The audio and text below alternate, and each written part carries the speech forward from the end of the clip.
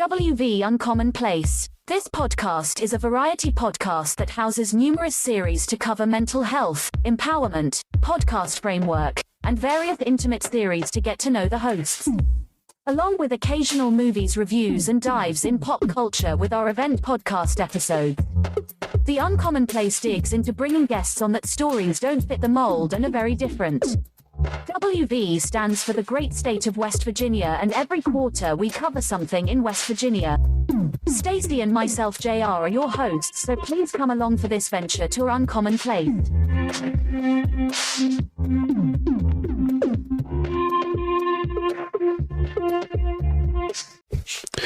Welcome to West Virginia Uncommon Place. My name is JR. Stacey is away on assignment. This episode is entitled Yellow Branch Elementary School. Shout out to Rodis Live. He dropped an episode talking about his elementary days. And to tie into Black History Month, my principal, her name was Mary Watts. She was an African-American lady. She may still be alive. I don't know. I didn't do that much research and I haven't kept up with her in over 30 plus years. But Yellow Branch Elementary School, I went there from kindergarten all the way to fourth grade. And the reason that this ties into Black history is because of the influence of her. But I'm going to go through the full story of everybody. Miss Pendry and Miss Johnson, they were the secretaries. In my life, my father died in 1994. So I was in the second grade when he passed away. And my teacher, Miss McBride, she did her very best with me. She was always very adamant to every kid. Where I grew up, it wasn't like deep racial issues at that point, or at least what I could see to my eyes. So they embraced all of us very carefully and very, I guess, like, our education was important. Like, they worked with us on literacy and stuff like that. They wanted to make sure that we were there. So going back in time, let's go back to the beginning of kindergarten. Miss Pearson, she was my teacher, and she felt like that I wasn't applying myself as much. So she let me ask my mom, and they talked about it, and they sent me over to transitional first grade. So I went to transitional first grade, and from there,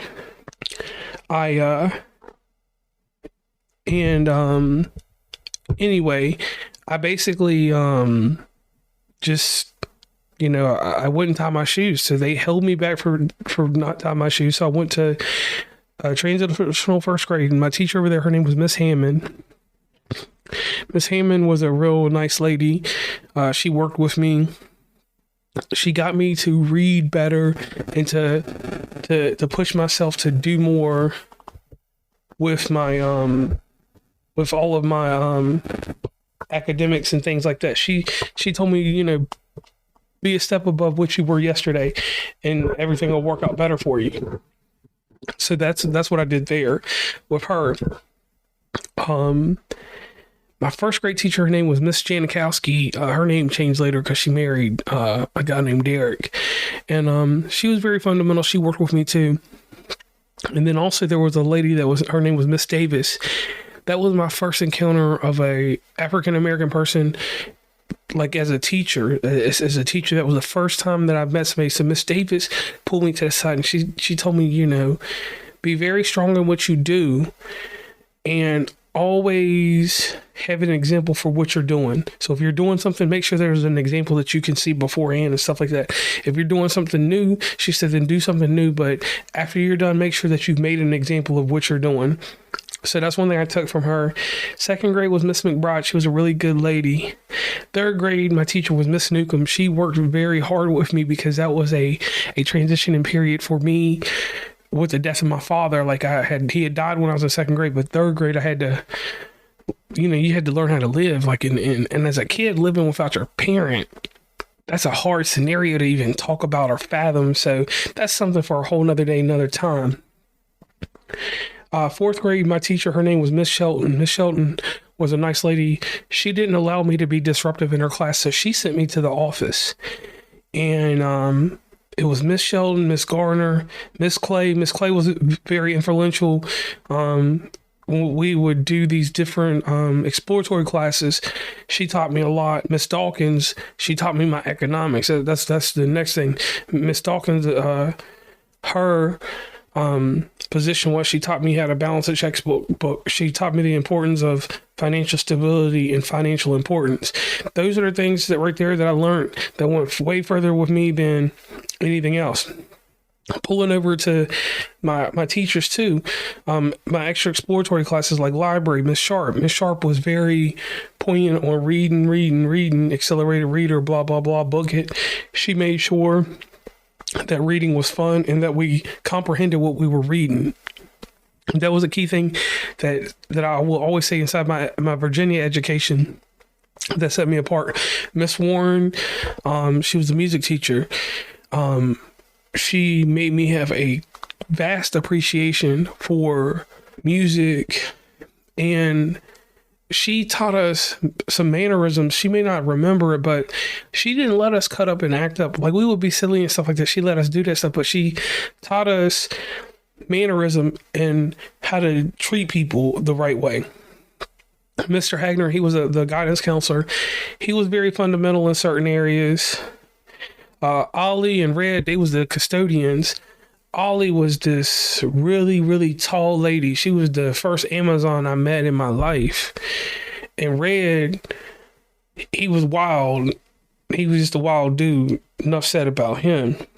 But tying into this, now we go over to Mary Watts. That's the principal. Now, there was a bunch of kids in my school. Didn't matter if you were black or white, she pulled you to the side. Like, when I would get in trouble, and mainly in Miss Shelton's class, Miss Shelton would not deal with me like I said before. She would go about her business. So anyway, I just wouldn't learn. So she pulled me to the side and gave me newspaper articles.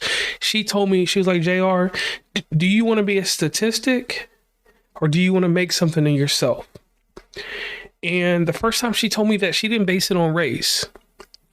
But the next time she talked to me, she gave me the same article. And so she said, these are statistics of what happens to African-American men at this period of time in the 90s. She's like, this is what happened in the 80s. This is what happened in the 70s. And then she gave me literary materials on the instance of a GED, a high school diploma, college education, all these different things. She even gave me technical information while I would go up in here. Whenever I would cut up, I would go into this room and she would give me all this information to read on. She said, I want you to read and write me a report, and then you're going to present this to me. So at least 12 times in that school year, I had to give her a report on why I should be this or that, or I should be successful in this and that. So one thing that came up was that I can convey a message, so I should get into radio, which is something I never did until I started this podcast and stuff. But she made me realize in the 4th grade, mind you, 9, 10 years old, however old I was, that there was more purpose in life than just sitting around here being silly and acting all this and playing sports and having jump shots. She said, you have to have a foundation for you to live on. It's not about being black or white. But she said, as a black person, in some instances, you can put yourself in a disposition by acting ignorant over certain things. And I was like, wow, I really never took that in consideration. Then she taught me about race, because growing up in my town and where I'm from, you knew that there was racial differences, and you knew that there were certain economical differences between some black and white people. But in some cases, I knew black people that lived in the suburbs that had more money than white people. I knew, and I still know people of color that got more money than white people and don't live in poverty. And in turn, I learned about the people from the trailer park that had $300,000 houses, because I had friends that went from the trailer park and living in campers, like on campgrounds, to people that had almost $1 million houses. And going back to Mary Watts, Miss Watts took the time to show me what prison would be like, what this and that would be like. And in some instances, I was a little too young to realize that she was trying to help me so much. And I thought it was more about hate. And either way, it was just one of those things where she really worked with me. And as I got older, middle school and different things like that, I learned not to make race a heavy factor in certain decisions I made. I wanted to go be something and I wanted to go do something. Just go out there and be the best at what you do. And then when someone starts marginalizing things and managing things by race and stuff like that, take in consideration why they're doing that. Do they get a certain kickback? Do they get a certain type of funding for having a black person here or having a white person here or having diversity?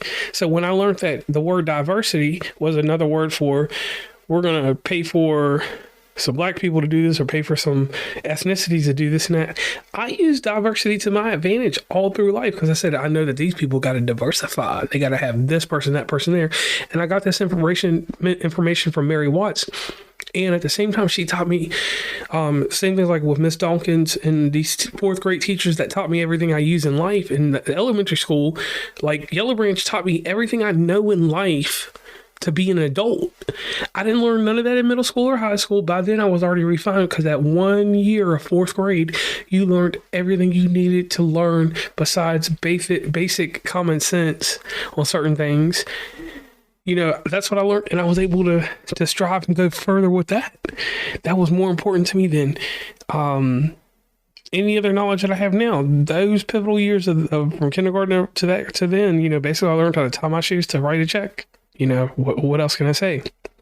So where this ties into Black history, I didn't realize that at that time, you know, Mary Watts was the principal of an elementary school. She was Black. The one lady I forgot about, Miss Ingram, she was a PE teacher. She was Black. It was so many Black women involved in my life. Because mind you, my father died, so we had men in my family, but the women around me were strong people. And none of them at any time ever growing up did they mention race. All they did was they show statistics. This is who you can be, or this is who you could be. Pick and choose what you want, and the choice ultimately was mine.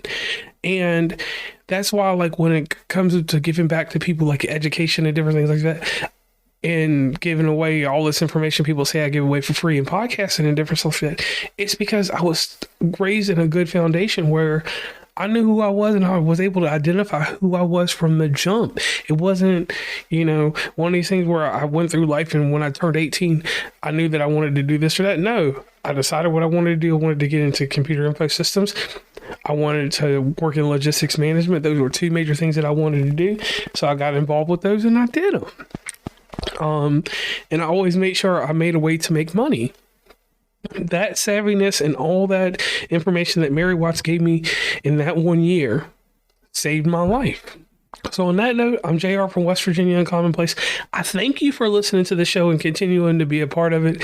Please let us know if there's anything that we can do different or different things that you want to hear. The outro will tell you everything you need to know. I'm JR and I'm signing off.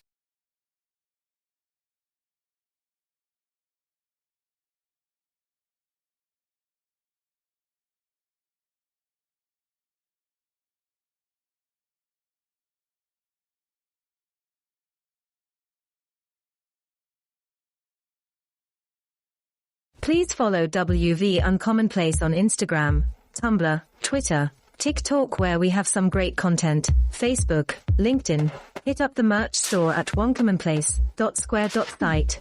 Join the email list from the website, and rate, subscribe, and give feedback from your favorite podcatcher. And lastly, thanks for listening, and tune into the next episode.